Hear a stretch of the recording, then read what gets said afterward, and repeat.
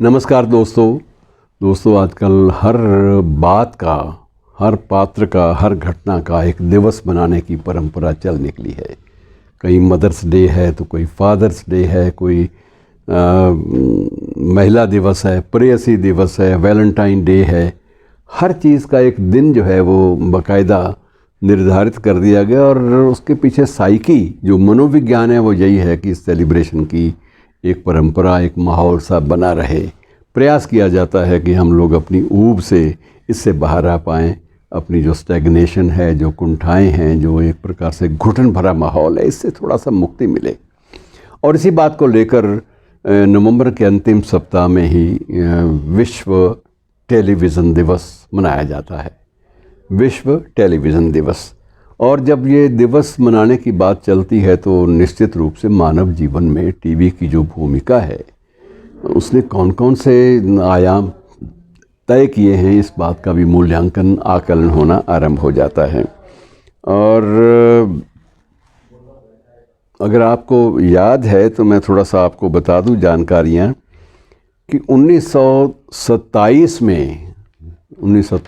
में लगभग 100 वर्ष पूरे हो जाएंगे और 4 वर्ष के बाद 96 वर्ष पुरानी बात है, शताब्दी होगी टीवी की। और तब शताब्दी समारोह भी होंगे, किस लेवल पर होते हैं कुछ कहा नहीं जा सकता, क्योंकि हर चीज़ की जो स्तर है मनाने का वो बाज़ार जो है वो तय करता है, मार्केट तय करती है, मार्केटिंग वाले तय करते हैं। बहरहाल 1927 में इसका आरंभ हुआ और हमारे देश में 1958 में उसके आसपास इसका प्रवेश हुआ। और उसके बाद टीवी जो हमारे जीवन का एक हिस्सा बन गया, वो एक इतिहास आपके सामने है।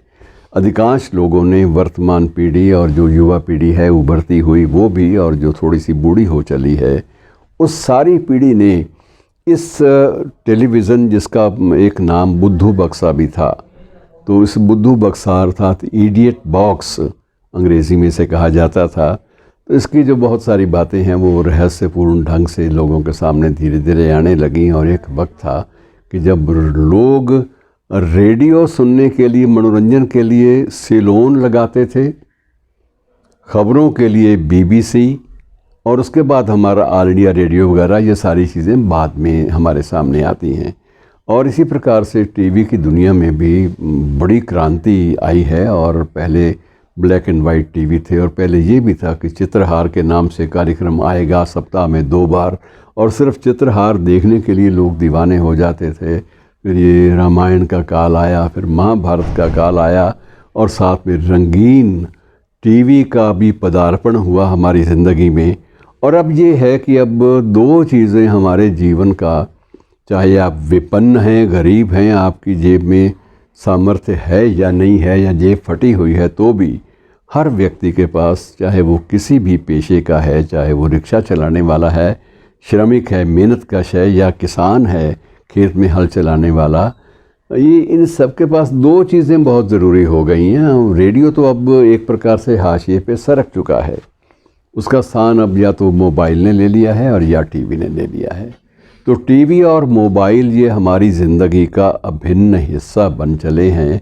और ये जो कथा टीवी की जो शुरू हुई थी आज से लगभग 96 वर्ष पूर्व, वो अनवरत रूप से नए नए प्रयोगों के साथ हमारे सामने आ रही है। कहाँ ये था कि सिर्फ हिंदी और अंग्रेज़ी में टीवी के दर्शन होते थे। दूरदर्शन नाम इसका पड़ा था। दूरदर्शन नाम किसने रखा, ये कहानी फिर कभी कमलेश्वर जी के रेफरेंस से आपके सामने पेश करूंगा।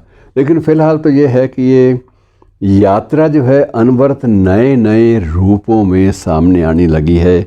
और रंगीन प्रस्तुतियां भी वो अभी अद्भुत हो गई हैं कि अब एक चैनल के ऊपर एक कार्यक्रम आता है, वो कार्यक्रम में एक आकर्षण पैदा करने के लिए उस कार्यक्रम का शीर्षक ही ब्लैक एंड वाइट रख दिया गया।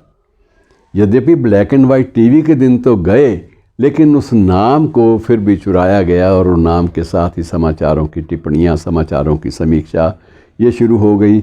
मित्रों, अब विश्व की कोई भी नोन भाषा ऐसी नहीं है, कोई भी ज्ञात भाषा ऐसी नहीं है जिसमें दूरदर्शन या ये बुद्धू बक्सा प्रवेश नहीं कर चुका। तो टीवी की भूमिका हमारे जीवन में इतनी ज़्यादा घर कर गई है कि इसके बिना लगता नहीं कि हम लोग अब सुखद रूप में ज़िंदा रह पाएंगे। शुक्रिया।